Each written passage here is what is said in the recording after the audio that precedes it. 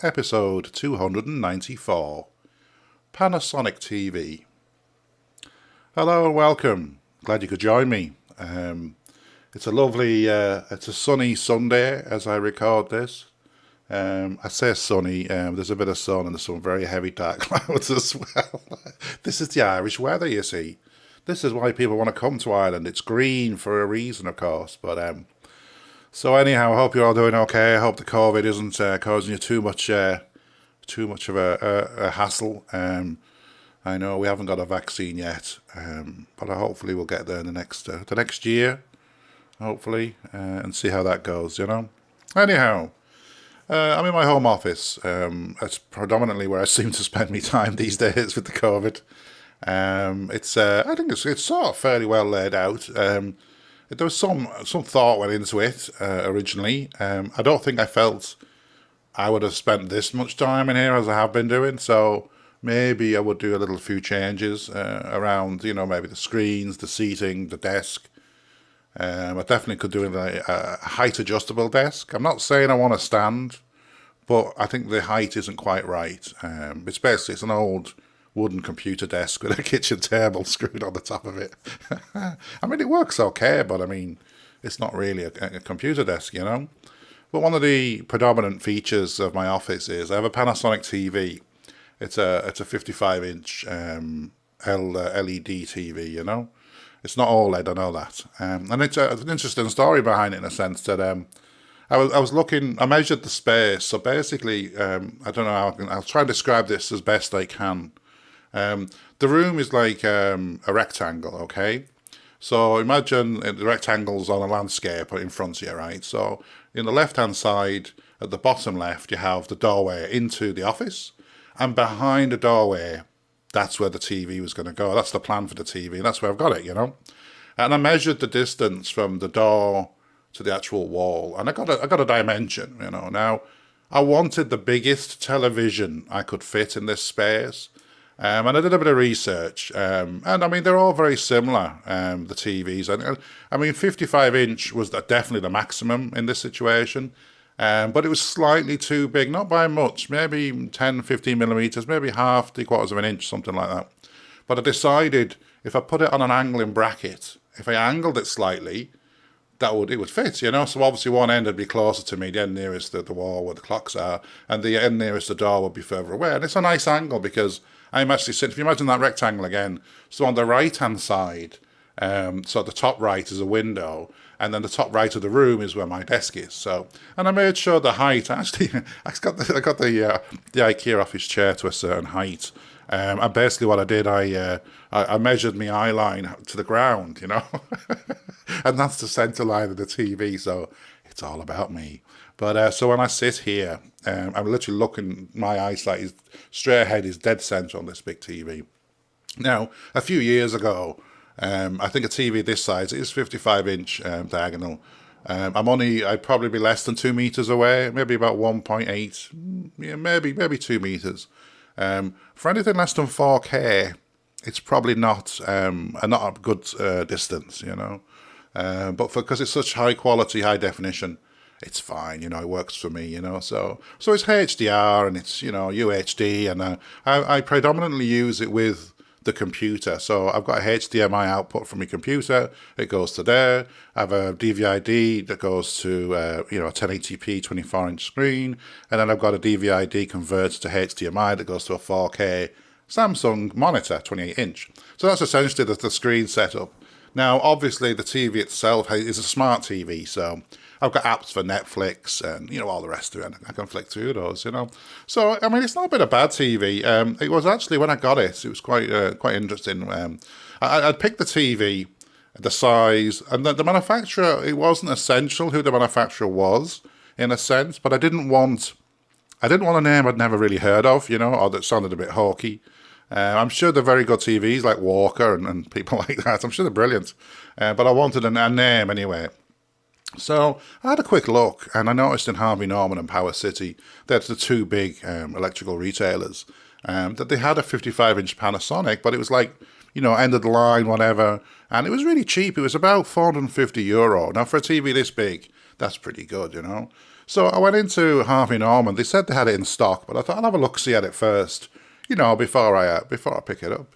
And I went in there anyway, and they said to me, "Oh, well, they need to check if it's in stock." I said, "Well, it says it's in stock online, otherwise I wouldn't have come in." This is before COVID, by the way. This is about a year ago. So anyhow, I'm standing there, and the guy goes, into the stock room. I assume he's walking up and down a big warehouse looking for a TV, that I had. Now, at this point, I'm starting to realise that this could be a con, right? And when I say a con, I don't mean anything illegal necessarily, but they've got me into the shop. I think that's the key here.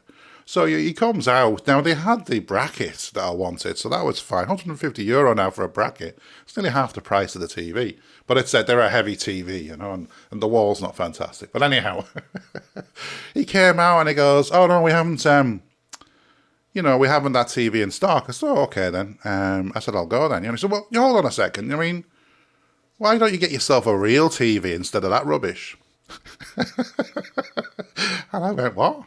He said, "Yeah, that's rubbish TV anyway. Why don't you get a good TV?" And he's pointing his hand towards the TV, same size. It's nearly €3,000, Now, I'd already told him, I was looking for, not, to say the cheapest is a bit disingenuous, but it's looking for good value. It's for the office. It's primarily going to be for the computer. It's not like I'll be watching lots and lots of Netflix on it, So it's a monitor, so I can monitor, monitoring tools, whatever, for work, I'd already told him this. And then I felt a little bit insulted, what do you want that rubbish for, so. Anyway, I did buy the bracket, because I know Power City didn't have that particular bracket, and I'm big into the right bracket, me. I like the flexibility of a good bracket in the sense of mounting. It comes with mounts and stuff, depending on your wall. It also comes with like a quick release. Plus, I was going to fit this on my own. I didn't have anybody to help me, so I wanted it to be as easy as possible, and it was quite an interesting experience. So anyhow, I went to Power City, and I went into the shop there. I had a bit of a wander around. It's one of those, they're fairly open plan. Power City sell, if you know, I think it's an Irish company. They have a few stores around the place, and the prices are pretty good now. And it's an open plan, like a big warehouse, where you walk around and you can see everything on show, and whatever. And obviously there's like a wall, and it's just filled with TVs, Now, I knew the model of this TV. I knew it was in stock in this particular branch. And I couldn't see it. Now, it was pretty much exactly the same price as Harvey Norman. I think when it came out, it was over €1,000. So, and it was now down to, it was less than €500 anyway for this TV. So I'm wandering around, and it wasn't on the big flashy wall of the big huge TVs, And I turned around, it was like a little area where there's some more TVs that were switched on. And I did notice, one TV stood out at me straight away from a distance. And the reason it did, and it's probably, counterintuitive in a sense, but the picture quality was terrible. It was like a 55-inch, and I'm seeing this from a distance. It's terrible. It's like, night vision video. It's like they're in a jungle or something, and it's all blocky, and, it's blurred, And then there's another TV nearby, and it's fantastic. It's like 4K, and it's very strange. So I walked up to this TV. It was my TV, the TV I wanted. And you know what the cheeky buggers had done? Oh, man, they were putting rubbish footage on this TV, right? Which was the least expensive TV, 55-inch 4K TV, HDR TV from Panasonic. They was putting rubbish footage on it on purpose, so you wouldn't buy this TV, And I'm looking, I thought, this is crazy. I mean, people, I suppose, if you don't know much about TVs, maybe you'd believe it, But this is a 4K HDR TV, and the footage they were showing was absolutely rubbish. And the reason being, they wanted you to get the latest, whatever, Panasonic 55-inch, which I think was over €2,000, €2,500, And I remember looking at it and going, this is crazy, But anyhow, I knew it was a good TV. I knew it was 4K, like I said. So I bought it anyway, I did say to him it was a bit cheeky putting that footage on there, but they sort of played dumb, So anyway, I got it home, the TV, and it was quite interesting because it comes in a box. And it's obviously the box is it's bigger than the TV. And I'd measured my car. If you've listened to some of my previous podcasts, you know that my current drive, as has been the case for the last 12 years, actually 13 years thinking about it, is a BMW 535D Saloon, or sedan, if you're in the US. So the boot, the boot was not a goer anyway. It's not going to go in the boot. I mean, the hatch is too small for a start. And even if you could shove it in, I couldn't fold my seats down. Didn't pay for that option. So anyhow, but I'd measured the back seat, and I knew I could get the box in, as if it was sitting on the seat, like it's the back up against the back seat. So anyhow, I got out on the back seat, and the guy says to me, "Oh, you can't take it out of the box. That's not allowed. And if you put that in there and it breaks, that's your fault." This is the guy from Power City, a nice fellow, walked out with me with his little trolley with the TV on it. And he was like, "We were all panicky, And I said, "It'll be fine." Anyway, I did. I got it in, and it was just a perfect fit. I could shut both doors, and I looked in my rearview mirror, and it was all TV, all TV box, I think it's one of the few occasions I took a selfie. Obviously from above, but looking down at the TV was behind me. It was just a complete seat of the TV. Now, he did help me get it in. It took one person had to be on the other side and pull and all the rest of it, but it went in. Boom, I drove it home. It was only a short drive home. It's only about 10 minutes drive away. So I got it home, and then I've got the car in the drive, and then I realised, there was two of us got it in. This could be quite hard, because it was more to do with the aperture. The hole of where the door is, was not obvious. So I had to sort of tip it forward and pull. Anyhow, gravity was on my side. And it came out the car. And I dragged it into the house, The TV had landed, and I got it into the hallway. And it was interesting, I think, because, well, they're a heavy item, and I thought, I've got to get this up the stairs. I hadn't thought this through, I'd measured the wall and everything else, but I had to get this heavy box up the stairs. I thought, what should I do? Now, I remembered there was a stand with it, and the stand's quite heavy. So I think in the end, I took everything out of the box, bar the TV and the polystyrene, and I think I got the box all the way up the stairs. And I actually put the TV face down on the bed so I could put the bracket on, and it was quite a bit of work. So there was two pieces to the bracket. So basically, there was like a piece that attaches a TV. Now that took a bit of effort getting it fitted, because I had to get the height right. So you can imagine I'm putting the bracket at a certain height, and I want the TV to match up with that height. So you have to make sure the brackets in relation to the Visa mounting points matches up, So it took a real lot of faffing. That's the best way to describe it. I was doing a lot of faffing around. Oh, man. And the bracket that went on the wall itself, it's actually like a studded partition wall. So if you know what that means, basically, if you don't know what that means, it's just like joists. So they're like wooden uprights I don't know if it's every 12 inches or something. And then there's just gaps and there's plasterboard. So I had to try and find these uprights. I knew there was at least two, possibly three, I think, in the wall. It's quite a short bit of wall, Anyway, I found them and I mounted the first part. Now, luckily, the office I'm in is my office, my room. It was quite empty at the time. So it was quite a good opportunity to fit it. I think I'd struggle now. I'd have to empty half the stuff out of it. But anyhow, I got the first part of the bracket on. And then I had to, essentially, I had to lift up the TV. I had to be above the TV and drop it onto the bracket, and it clicks in, It's quite a nice release feature. It's got like a pull cord. You pull, and then it unlocks it, and you can take it off again. Now, it's quite an unwieldy size, so I managed to get it into the office standing up, and I got a chair. So basically, I put the put the TV on the ground near where it was to go, and I stood on the chair, bent down, and I literally whooshed. I lifted up the TV from above the TV, put it up against the bracket, and managed to let it drop in. I didn't have much time to do this. It's quite a heavy item, and it was above the horizontal. I was lifting this, But I got it in, and it clamped in, and I was never so glad to have such an expensive bracket that it went, click, and it worked. So I had the TV up there, and I wired it all in. And there was a little bit of thing in the back of my mind going, that picture quality in the shop was dreadful.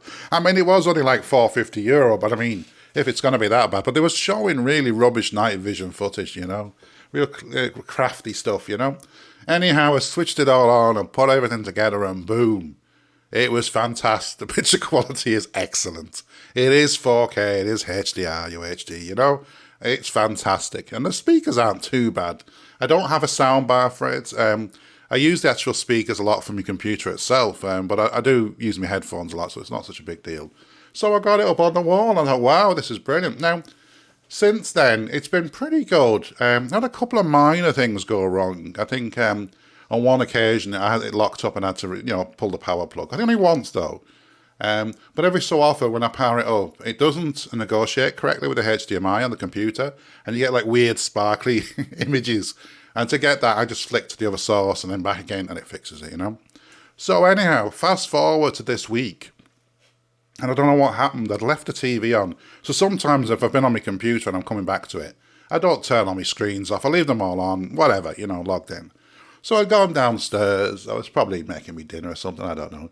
And I came back up again and I looked at the screen and there's a message on the screen. You've won a prize. No, I didn't say that. It basically said, you know, the new update, new firmware update. Now, this TV, I think, is 2018 model, right? So it's a couple of years old. Every so often, I used to look online for any updates. There was nothing, you know, there was nothing at all. So this just came from nowhere.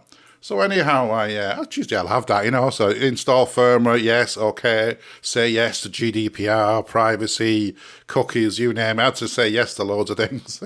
And then okay, and it put the new firmware on. And I have to be honest, it's like a new TV. The picture quality is better. I don't know how this works. Now, whether it was to do with the lighting and the dynamic or whatever, right? But it's that the image is fantastic. It's actually got better since this update. The apps have got better. The HDMI problem's gone. It's more stable. And I was just I was watching some 4K content last night. I think it was Netflix. And I was sitting here and I just looked at the screen around. This looks fantastic. Like, you know, it looked really, really good. And yeah, wow, it's amazing. You know, what firmware can do. And I have to hats off to Panasonic on a TV that was end of the line, you know, over a year ago, and that people were trying to shift for next to nothing.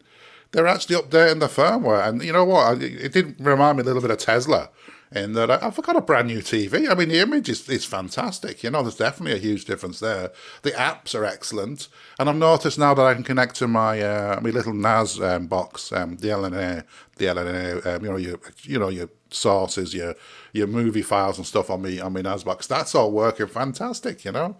So I'm impressed. Yeah, more than 2 years after it was, I suppose, made obsolete, and yeah, a new firmware update which just made it like a brand new TV.